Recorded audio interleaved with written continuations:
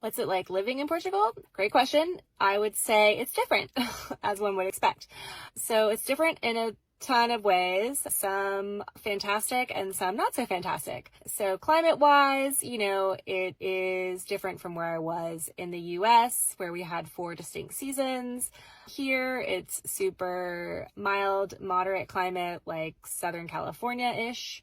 I'm surrounded by beaches. I am in Europe, so it takes like no time at all to go hop to a different country. All those things are amazing. The Portuguese people are some of the nicest that I have encountered, and I've traveled quite a bit. And they're warm and friendly and welcoming. You never feel like an outsider, even though you are an outsider. For the most part, they aren't like upset with you that you don't know Portuguese, thank goodness, though I do plan on learning the language and it is part of my visa requirement. But yeah, they kind of like put you at ease. So it feels very safe, welcoming. I feel like it's a very family oriented culture.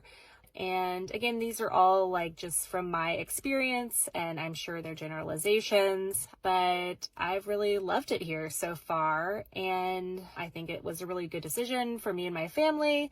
And some of the difficult parts of moving to Portugal are, I would say, the bureaucracy. There is, a lot of things that feel like they're from 20 years ago or something, keeping a lot of receipts, doing a lot of things in person. For example, people, it is all a very relationship-based society in a way, which again is fantastic. It just sometimes means it's going to take you a little while longer to get things done. So I moved here for the change of pace and the slower life, and that's what I got, which again, I think is fantastic. But yeah, it just takes some adjusting to. You're not going to go out and run like 20 errands like you might have, or I might have back in the States.